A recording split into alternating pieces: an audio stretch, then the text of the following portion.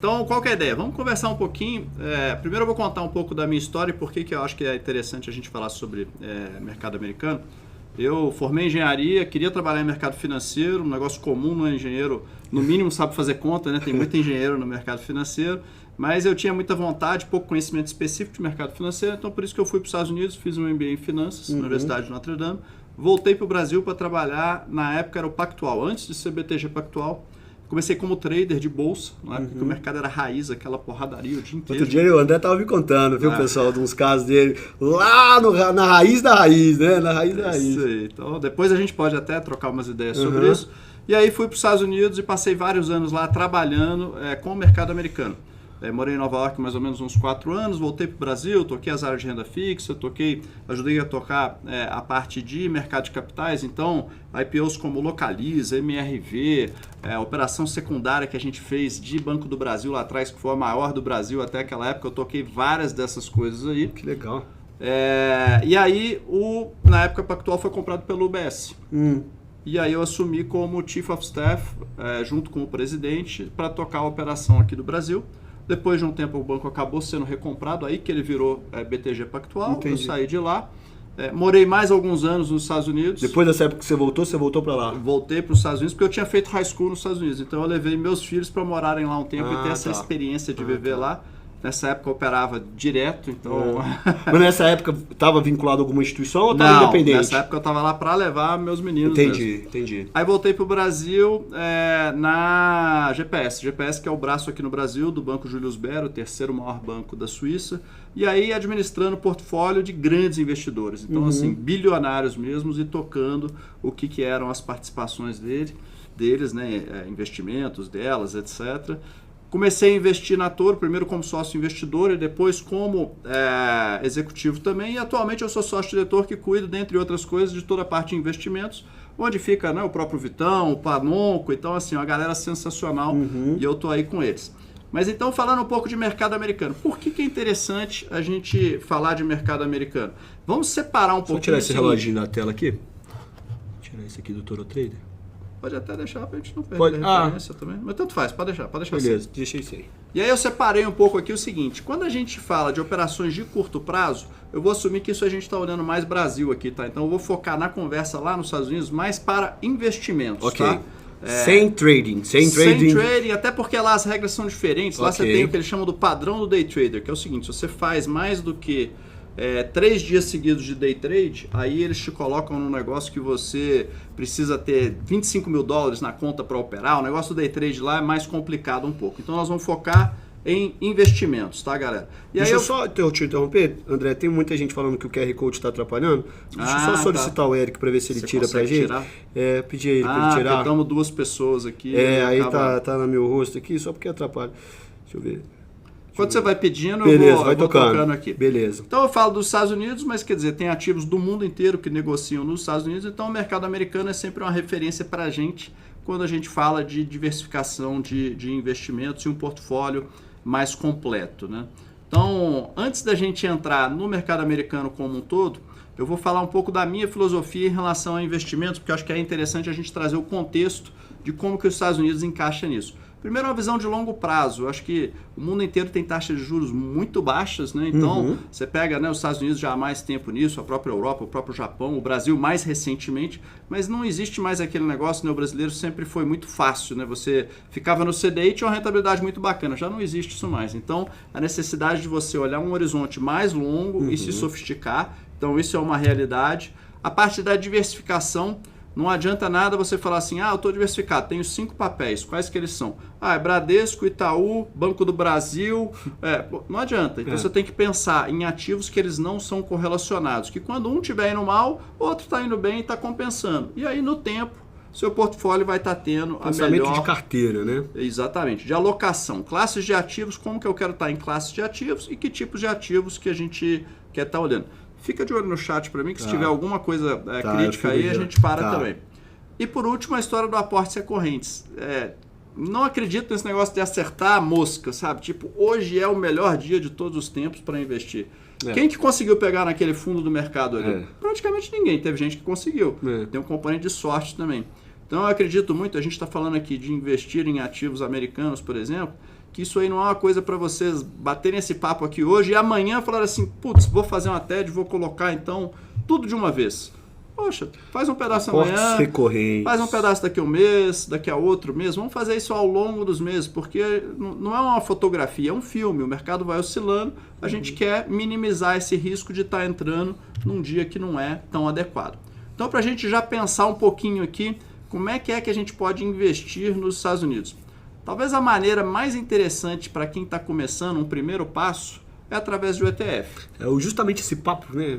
Entrou muito legal aqui, porque veio um cliente nosso perguntando, pô, me fala ações para eu comprar agora. Mas para a gente fazer esse monitoramento, fazer esse call, essa recomendação, a gente tem que conhecê-lo. Né? Que eu falei para ele, poxa, a gente tem que te conhecer para a gente dizer qual que é o valor patrimonial, qual que é o valor que você vai disponibilizar para esse investimento, para ver se a gente vai entrar numa ETF, né? Se a gente vai fazer um portfólio de carteira maior. Né? E aí foi muito legal, que foi muito encaixando dentro do finalzinho do papo que eu estava com eles. É isso aí. E o ETF é um negócio muito bacana. A gente tem aqui no Brasil, né, duas estruturas que funcionam bem. Um é o VVB11, que a maior parte de vocês conhece. O SPXI11, ele tem até uma taxa um pouquinho mais baixa, mas ele é muito menos líquido que o IVVB. Então, para a gente falar de ETF, a melhor coisa é o IVVB. O que é o IVVB? Ele basicamente replica o comportamento do índice S&P 500. Boa. Só que você pode comprar isso aqui só na Bolsa Brasileira. O índice S&P 500 é o termômetro da Bolsa nos Estados Unidos. Ele pega as 500 maiores empresas dos Estados Unidos, ele tem todos os tipos de setores, ele te dá já embutido aquela diversificação que a gente falava. Então é diferente de você comprar uma ação americana, você está comprando um índice que ali já tem 500 empresas. As empresas, nós vamos chegar no que são as empresas que têm o maior peso aqui no índice. Elas são empresas até de tecnologia, que mais recentemente, né, subiram bastante e tem hoje uma capitalização de mercado muito grande. Então a gente focando no ETF como sendo uma alternativa excelente para começar a negociar aqui. Você não precisa abrir conta em outro lugar, você não precisa ter outra instituição, não precisa fechar câmbio. Então isso aqui é meio que a porta de entrada. Para você começar, a gente gosta muito da ideia do ETF. O segundo ponto que a gente tem é em relação aos BDRs. O BDR é o quê? Brazilian Depositary Receipt. Então isso é um recibo. Então você pega um banco, vai ter uma ação da Apple, por exemplo, depositada nesse banco lá nos Estados Unidos e vai negociar aqui no Brasil um recibo que é correspondente àquela ação. Então é como se você tivesse um ativo que está replicando o que é a variação dessa ação lá fora. Mas negociado na bolsa aqui dentro. Negocia aqui no Brasil, mesma coisa. Nós vamos falar até um pouquinho das regras, como é que estão mudando aqui, porque elas vão melhorar bastante a atratividade aí desses ETFs e BDRs para os investidores brasileiros. O que está mudando? Para vários tipos de BDRs, antes você precisava ter um investidor sendo qualificado, isso quer dizer que você está investindo pelo menos R$1 milhão, ou que você fez aquelas provas de gestor, CGA, aquelas coisas todas. E você tinha um lote padrão de 10. Por que isso gerava um problema? Porque o lote fracionário tinha pouca liquidez e vários desses BDRs eles são mais caros. Tá? Então, esse negócio do investidor qualificado mudou basicamente para o BDR, para o ETF ele não se aplicava, mas agora está um processo da B3 junto com a CVM, que é muito bacana, para tirar essa limitação do qualificado e levar o lote padrão de 10 para 1. O que isso vai ocasionar, meu time? Isso vai ocasionar maiores pessoas terem acesso às BDRs? Vai mudar um monte de coisa, porque era o seguinte, quem que é que comprava BDR hoje? Basicamente fundo de investimento. Então, as pessoas não tinham acesso, porque são poucos investidores qualificados. Pô, quantas pessoas têm mais de R$1 milhão para investir assim? São poucas.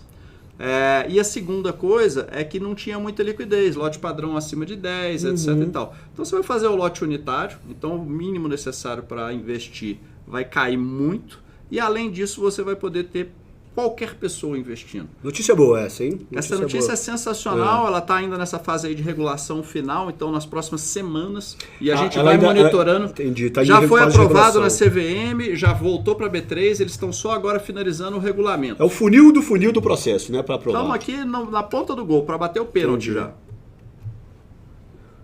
Só para dar um exemplo, eu trouxe uma listinha aqui do que são os BDRs mais negociados aqui no Brasil. Legal. E aí pus até aqui o que são os símbolos, só para a gente poder acompanhar. Então a gente vê Amazon, a gente vê Alphabet, que é a própria Google, né? Apple, Microsoft, Facebook, Disney, Berkshire Hathaway, quem não conhece é do Warren Buffett, é a empresa de investimentos dele. Então você pode investir no mesmo portfólio que o Warren Buffett tem para ele. Todo mundo conhece, né, meu time? Todo mundo conhece, certamente, né? A gente tem a própria Tesla também, que foi até uma decepção grande na semana passada, porque teve uma recomposição do S&P e era muito esperado que a Tesla fosse entrar no S&P. E ela acabou não entrando, então o papel realizou muito em função disso. Mas hoje, por exemplo, a Tesla ela é a fabricante de automóveis mais valiosa do mundo. Embora ela faça um volume que seja minúsculo, ela vale mais do que a Toyota, por exemplo, que é a número 2. Se bem que agora, depois dessa queda, talvez a Toyota até vale um pouquinho mais. Mas elas estão ali mais ou menos no pau a pau. Então a gente vai poder falar de BDRs. Tem Netflix ali também no finalzinho, né? Netflix também. Então eu coloquei aqui por que esses nomes são mais negociados e por que isso aqui tem uma interseção grande com o que a pessoa física americana opera. Porque as pessoas têm uma tendência de comprar as coisas que elas conhecem. Certo. E aí você pega principalmente, poxa, que celular que você tem? Ah, cara, é um celular da Apple. Quando você está fazendo uma compra, você está fazendo pela Amazon. Quando você está no seu computador, vai ser o da Apple ou você vai ter um sistema operacional da Microsoft. Chama a atenção se tornar acionista e investir em uma empresa do qual ela é popularmente conhecida, né? Então só você conhece, mas pega essas empresas nesse último ano, nessa situação de Covid, elas que se deram bem. Verdade. Então imagina o seguinte, né? A lojinha regional versus uma Amazon, a Amazon explodiu.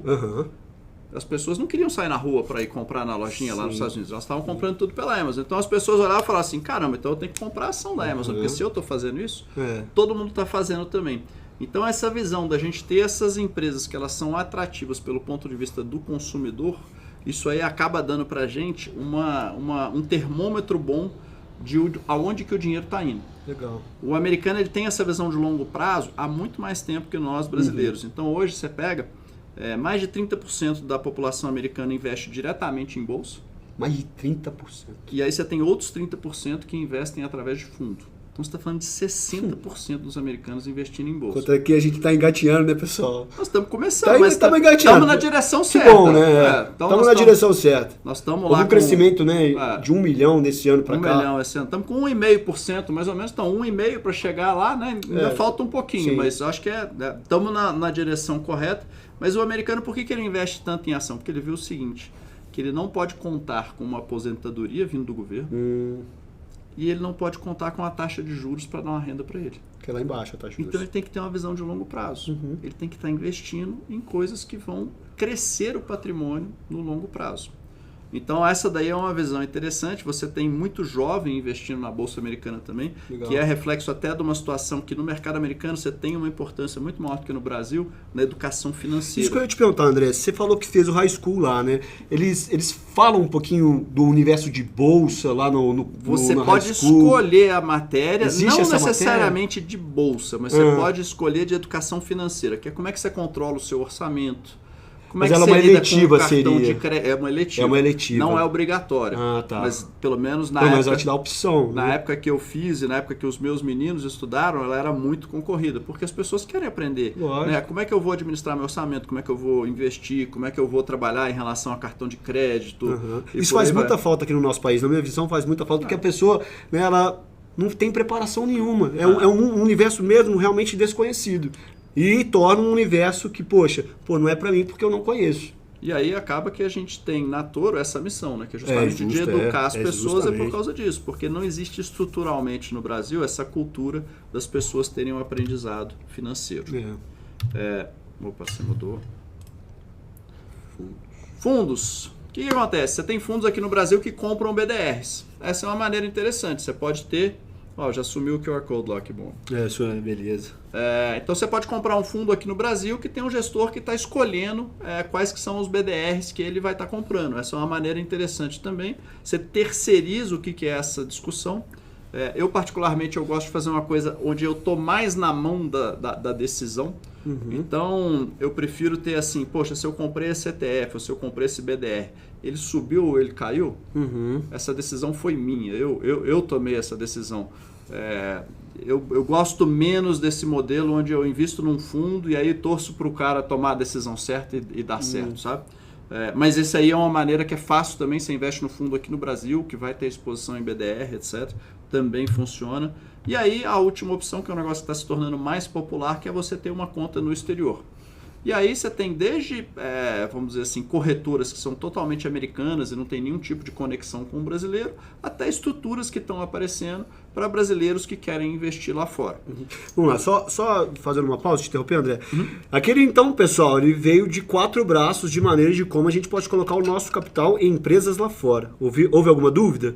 Ele foi bem detalhista em cada uma das opções, ETFs, BDR, fundos e, por fim, uma conta lá fora. Então, são as 4 maneiras. Está todo mundo no mesmo pé aí? Só dá um feedback pra gente. Vamos ver se tem alguma dúvida específica. Enquanto isso, eu vou falando um pouquinho da conta no exterior. Hoje, esse é um processo que ele está ficando mais simples. Tem algumas vantagens você ter a conta no exterior. Lá você tem um mercado fracionário que ele vai até a 8ª casa decimal. Então, se você amanhã falar assim, eu quero comprar $17 de Amazon, você consegue comprar. Depois de amanhã, você quer comprar $42,50, você consegue comprar. Então, quais são os requisitos, assim, para ter uma conta no exterior? Você sabe de cabeça? Não é muito diferente de uma conta aqui no Brasil. Não é muito diferente. Você começa a ter requisitos para operacionalizar, que é você precisa fechar um contrato de câmbio. Dependendo da instituição que você está, você consegue fazer isso já dentro da própria experiência. Dependendo, se você abrir a conta direto lá fora, você vai ter que procurar uma instituição de câmbio para remeter o dinheiro.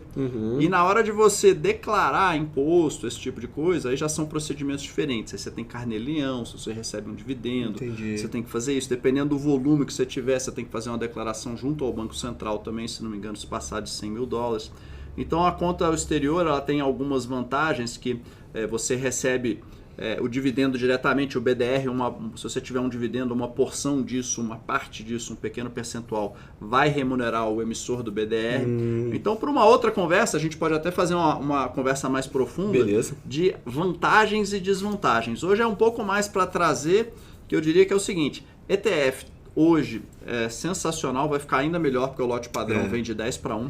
BDR vai ganhar muito em liquidez e vai ganhar em facilidade, porque o investidor não qualificado vai poder investir. Maravilha. Então esses dois, para quem já está no jogo aqui, são mais fáceis. Para quem quiser se sofisticar mais, por exemplo, eu quero entrar num IPO lá fora. Tá tendo um lançamento de uma nova empresa que vai ser listada.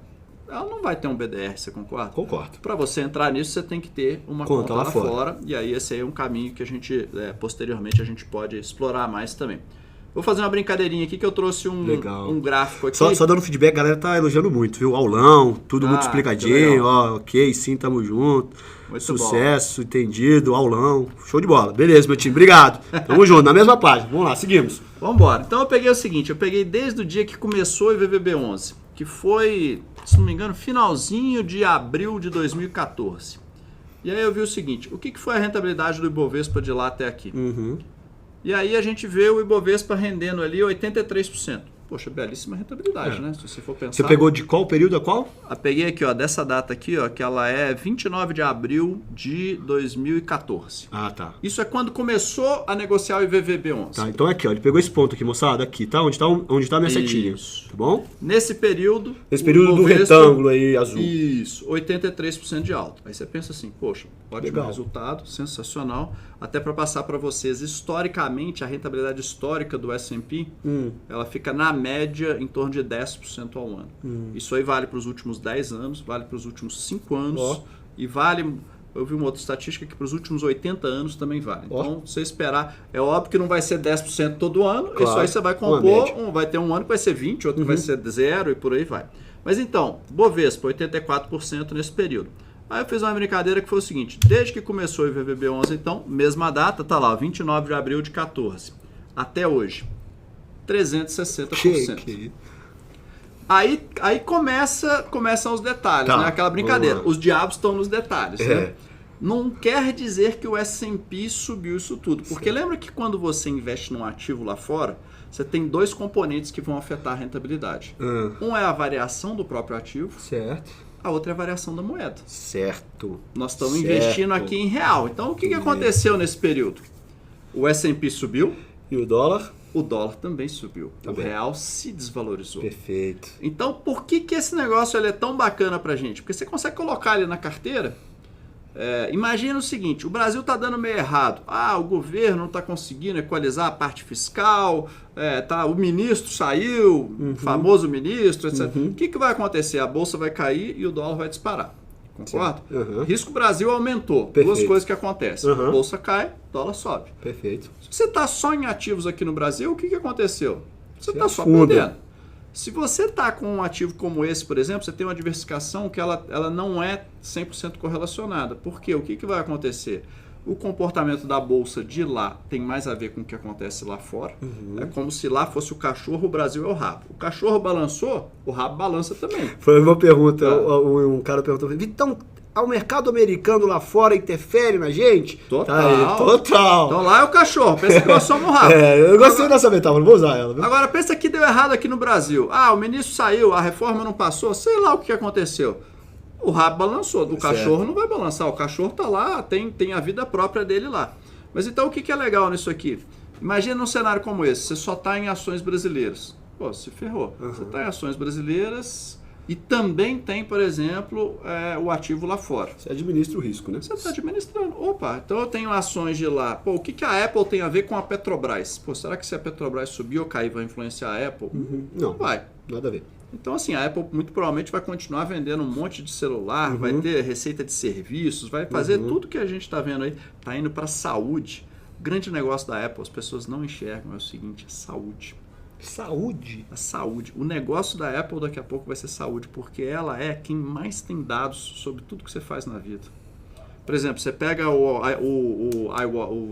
relógio novo, o Apple Watch novo, cara, ele consegue pegar o que é a sua oxigenação. Além de estar medindo ali o seu batimento cardíaco, o seu nível de estresse, isso tudo. A Apple é quem mais acumula informações. Tanto é que lá você já tem esses modelos preditivos que eles acham que, assim, hoje eles já conseguem te dar um warning, que é tipo, não tem no Brasil, mas nos Estados Unidos tem. Cara, procure um médico. Por quê? Eles estão vendo o seguinte, o seu comportamento frente ao que é o seu histórico e frente ao que outras pessoas tiveram de comportamento antes de ter um problema sério de saúde, um problema cardíaco, por exemplo, eles conseguem identificar esse padrão. Então eles vão poder te dizer antes de você ter um problema. Ô, gente, pro nosso universo aqui, só fazer um parênteses, todo mundo que é trader, investe no day trade, comprar um Apple Watch, tá? Pra divulgação, beleza, meu time? É isso aí. Então, vamos lá. A gente quer fazer o quê? Diversificação, a gente quer olhar para o longo prazo e a gente quer aporte recorrente. Certo. Quer dizer para comprar tudo Apple amanhã? Não, não é. Apple é uma delas. Nós vamos ver que, tipo assim, tem várias coisas para a gente conversar aqui. Então vamos lá. Voltando. Combinou o S&P com o que é a variação cambial. Legal. Você está tendo uma proteção de risco Brasil, porque aumentou o risco Brasil, o dólar sobe. Certo. Opa, eu estou num ativo que é dolarizado. Isso aí está me dando uma proteção. E está te dando uma diversificação com ativos que não tem tanta correlação com o que está acontecendo aqui no Brasil. Então, isso para uma estratégia para começar, na minha opinião, é imbatível. A gente pode dizer que a ETF é o jeito mais fácil de investir lá fora hoje. Hoje ele é o jeito mais fácil porque é o seguinte, ele negocia no Brasil e ele já tem a diversificação embutida. Fica faltando só um componente, que é quem investir e ter longo prazo. Certo. Isso aí não tem como eu fazer por vocês, tem como eu recomendar para vocês certo. Que tenha no longo prazo e vá comprando aos poucos. Boa. Aportes recorrentes. Olha só um termo que o André tem usado aqui, pessoal. Aportes recorrentes, diversificação e investimento no longo prazo. Vai anotando essas 3 palavrinhas aí. Vamos lá. O que a gente tem que ficar de olho olhando aí, pensando para frente? Quais que são os pontos de atenção? Juros americanos. A gente está vendo o juro no zero. Beleza, normal. Qual que é a diferença em relação a esse juro do passado, juro agora e juro zero que ele estava alguns meses atrás? O Fed, que é o Banco Central americano, está falando o seguinte, olha, esse juro vai ficar no zero por muito tempo. A gente só vai mexer no juro quando a inflação ficar mais perto de 2%. E aí o que acontece? Um país que ele tem juros baixos, potencialmente você pode ver o dólar perdendo o poder de compra frente a outras moedas. Então o dólar perante ao euro, o dólar perante a outras coisas, a gente talvez veja uma desvalorização do dólar. Então assim, no Brasil, por exemplo, é difícil porque aí a gente já entra em outros componentes, né? Que são componentes, por exemplo, de você ter todos os problemas domésticos, né? Na arena política, na arena econômica, etc. e tal. Mas potencialmente o próprio dólar poderia ter uma trajetória onde o real recupera um pouco. Se a gente acertasse minimamente as coisas aqui, que é difícil de acontecer, né, então a gente sabe que não é um negócio que acontece com facilidade, mas se a gente acertasse um pouquinho, a gente tinha esse potencial aí do real se recuperar um pouco, que seria uma tendência não do real, mas seria uma possível tendência de outras moedas perante ao dólar. Perfeito. A gente tem essa chance de acompanhar, né, o que são esses movimentos. Perfeito. Eleição americana dia 3 de novembro. Não vou entrar no mérito, Trump, Biden, etc e tal. Eu vou dar para vocês um negócio que é o seguinte. Eu vou dar um macete. Vocês querem saber? Pergunta pessoal, se eles querem saber uma metodologia que prevê com 100% de acerto desde 1984, com quem que vai ganhar de acerto? a eleição. Até eu tô curioso. Se vocês não falarem eu quero, hein? E aí é o seguinte, se a gente voltar para 1924, se não me engano, acertou 87% das vezes. Mesmo? Qual que é o outro? Alguém quer saber? Se não quiser, a gente pode passar para frente também. Então vamos lá, o negócio é o seguinte, é só você olhar os 3 meses que antecedem a eleição. Ou seja, agora. De agora até 3 de novembro. Certo. Tá? Já está contando. Já está contando, isso. Se nesse período o índice S&P 500 tivesse subido, o partido que está no governo ganha. Continua. Isso desde 84 para cá não deu errado nenhuma vez. Nesses últimos 3 meses. Nos 3 meses que antecedem a eleição. Então, se você quiser apostar em eleição, uns 2 dias antes da eleição, você vê, a bolsa está subindo muito. Fazer o trade de eleição aí. Vai continuar o Trump. Entendi. A bolsa está caindo. Certo. Aí possivelmente uma mudança. Vai mudança. Aonde que o mercado sacode com o negócio da eleição? Se o Trump for reeleito, cara, não vai ter grandes mudanças. Se o Biden for eleito e o Senado for democrata também. Esse é o cenário que o mercado mais tem medo. Medo? Medo. Porque é o seguinte, o que o mercado tem medo? Das atitudes mais radicais. O mercado tem medo de incerteza. Certo. Qualquer coisa que vai trazer um ambiente que você não consegue prever as coisas... Que é um ambiente, de certa forma, inseguro, incerto. E aí qual que é o medo? Ele fala muito de aumentar impostos. E quem investe na bolsa normalmente é quem já tem algum recurso, é quem já tem algum patrimônio. Então você não quer ouvir uma conversa de aumentar muito imposto. E aí se o Senado for democrata também, ele consegue passar isso. Nós temos um terceiro cenário, que é o Biden ser eleito, mas o Senado ser republicano.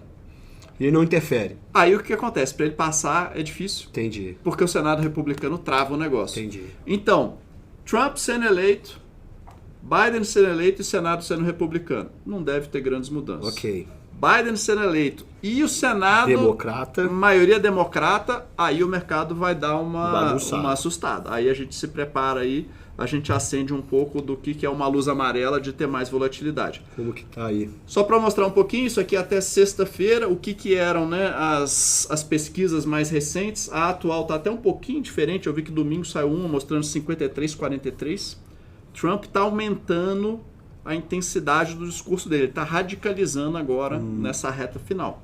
O que tem um efeito que já aconteceu na primeira eleição e que pode acontecer de novo agora, é o chamado voto envergonhado.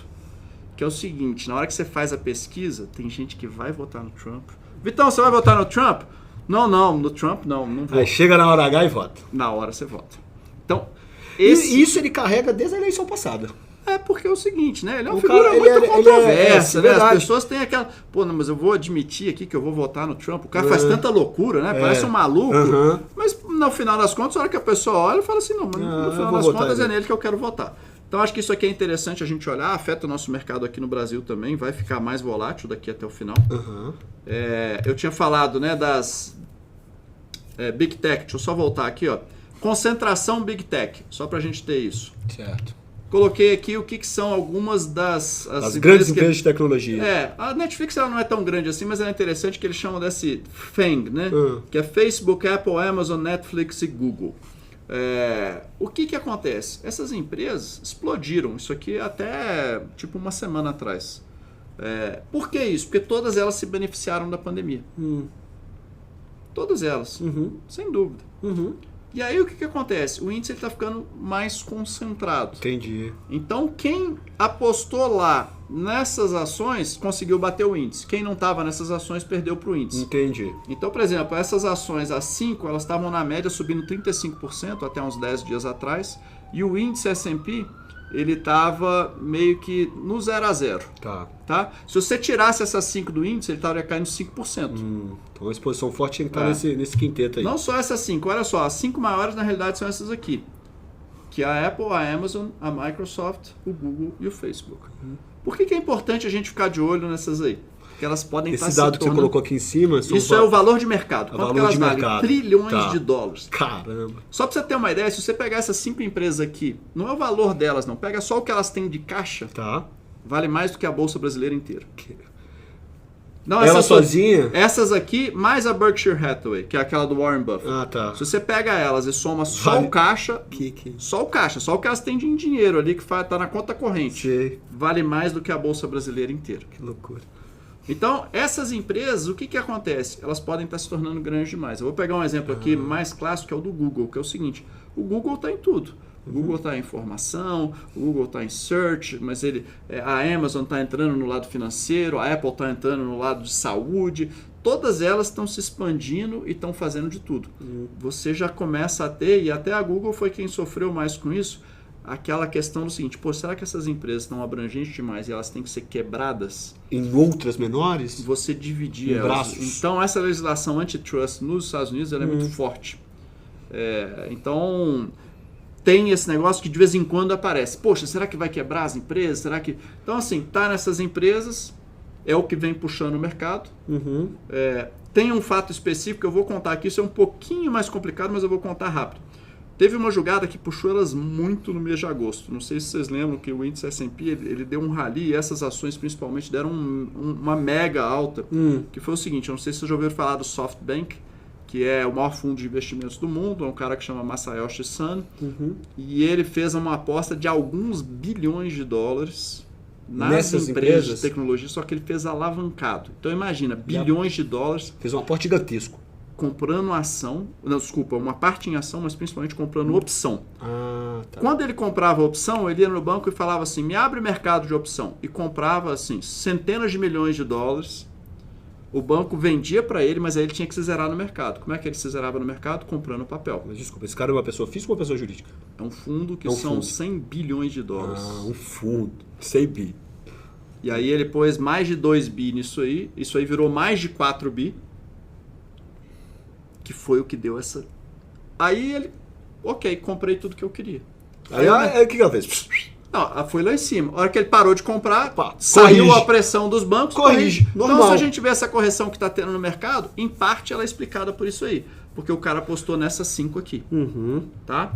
E aí, até voltando um pouquinho lá, rebalanceamento institucionais dos Estados Unidos. Isso aí juntou com outra coisa que é o seguinte, os grandes investidores institucionais americanos, então você pega os fundos de pensão, você pega os próprios fundos de investimento, eles têm carteiras que são balanceadas e a cada trimestre eles têm que olhar e falar o seguinte, como é que eu faço para não sair, por exemplo, eu não posso ter mais do que 25% em ações, ou 30%, ou o que for.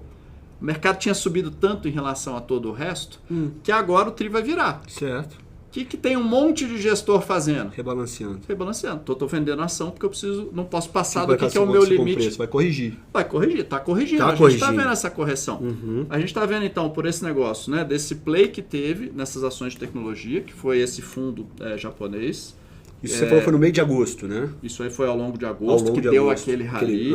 Aí setembro já começou a realizar com o rebalanceamento. E aí o que está atrapalhando o mercado hoje, inclusive, é o negócio do Covid, que eu até trago aqui. Isso aqui é o Covid global, isso aqui é o número de casos diários. Então a gente acha assim, Covid, poxa, tá ficando mais tranquilo, não tem nada de mais acontecendo. Mas olha como é que tá a curva, né? Cara, olha a curva mundial. O número de casos diários ainda está aumentando. Sim.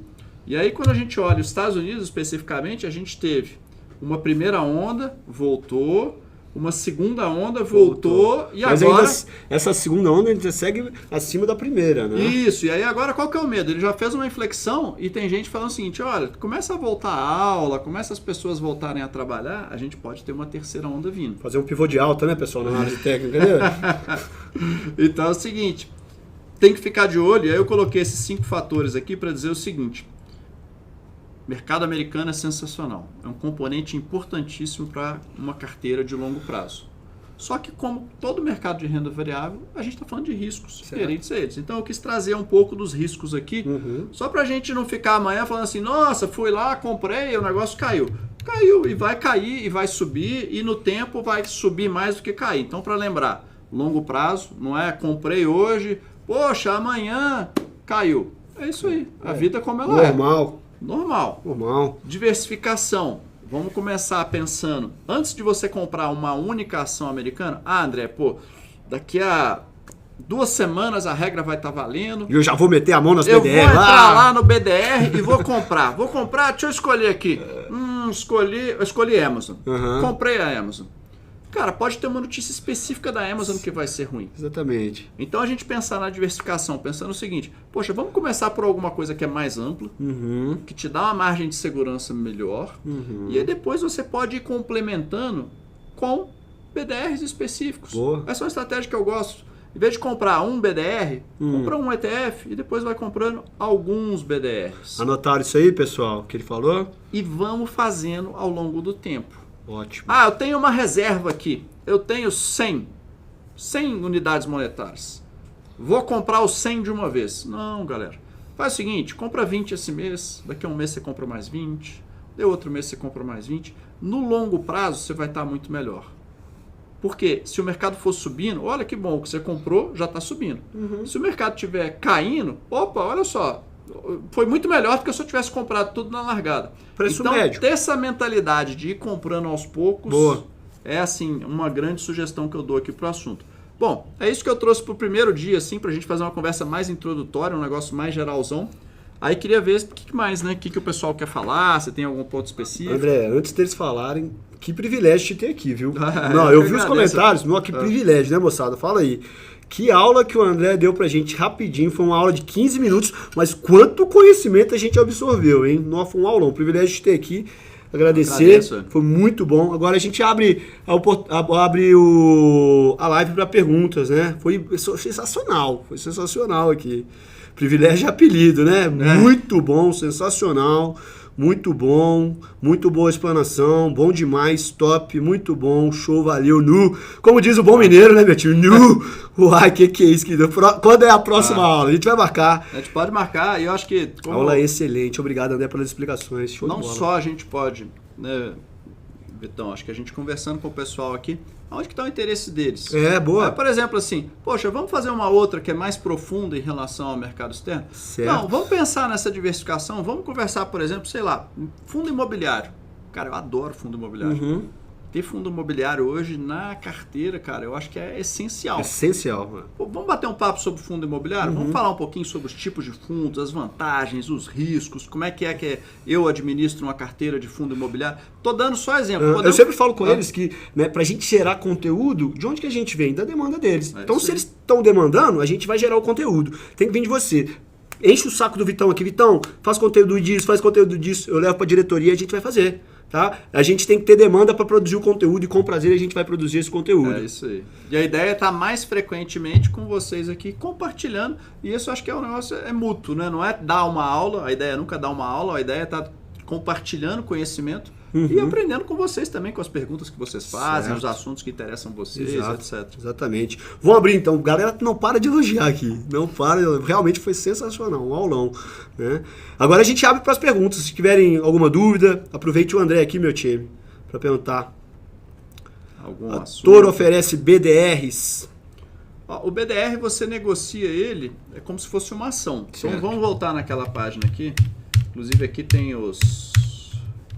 olha lá, os símbolos ali, ó.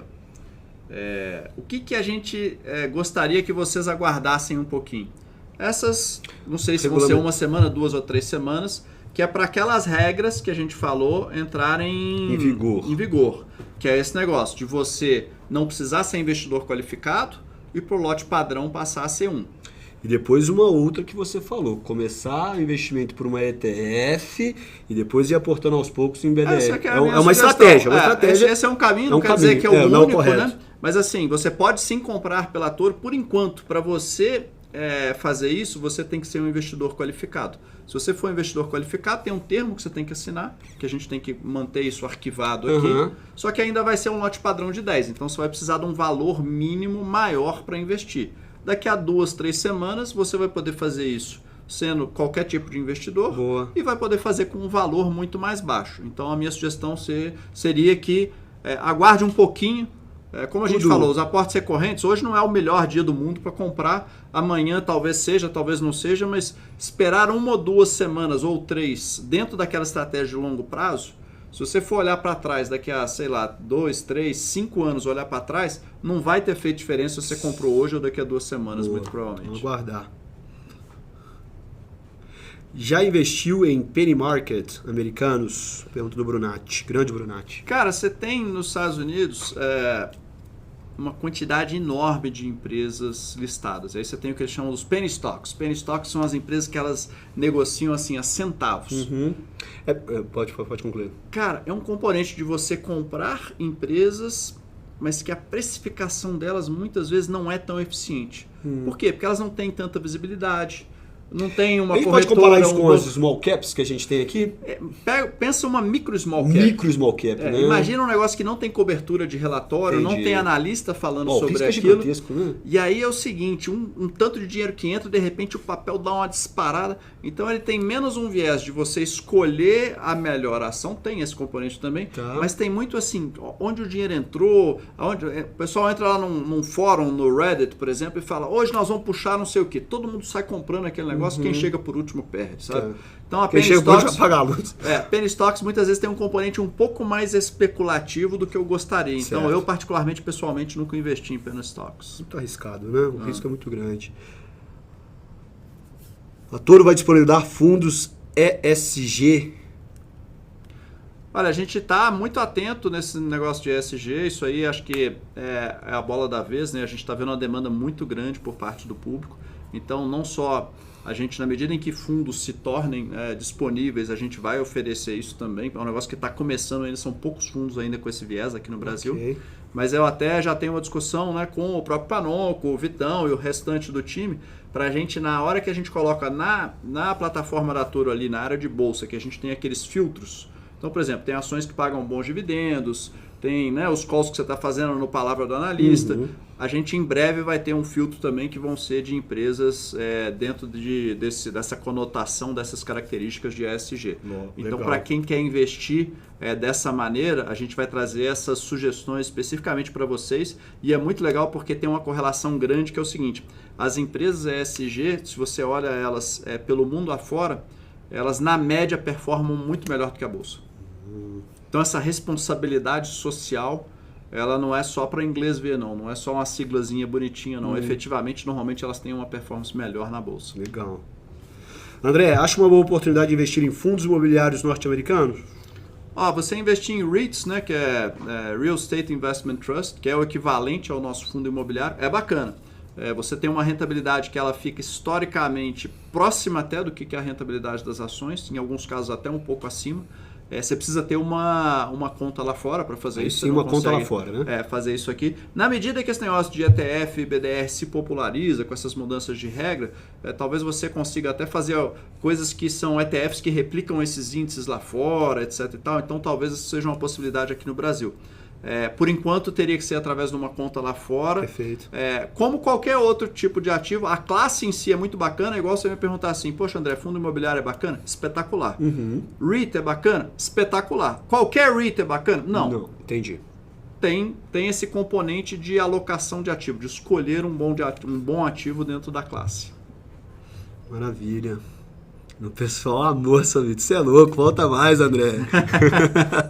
Estamos à disposição, galera. Isso. Mais alguma pergunta, meu time, sobre o que a gente está conversando aqui? Acho que a ideia também não é alongar demais, né, Vitão? A gente deu essa meia horinha aí. Boa. Em vez da gente vir uma vez e vamos ficar aqui um tempão, vamos pensar o seguinte. Fiz várias vezes. Bobeou, a gente vai vir aqui e vai bater um papinho de meia hora. Show de bola. Cara, eu quero agradecer, André. Obrigado. Que privilégio que tem aqui, né, pessoal? Todo mundo que privilégio ter André Barbosa no Torobolt, meu time. Ô, louco! Muito bom, mas foi muito bom mesmo. Foi um aulão. Manda um beijo pra mim, manda um beijo pro André. Vou fazer uma pergunta diferente agora. Depois dessa conversa toda, quem que colocou na agenda e está considerando investir lá fora. Boa. Vamos ver se alguém está pensando no assunto porque agora. você começou a pergunta, quem investia? Esse é que era o ponto. E agora Será que a gente ajudou as pessoas? No Legal, início, isso. quase ninguém está investindo lá fora. Poxa, e agora? Tem alguém que pensa em investir lá fora? Boa. Como é que é aí, ó? Muito bom. Que didática. Eu, top, excelente. Lógico, né? Boa, melhor corretora.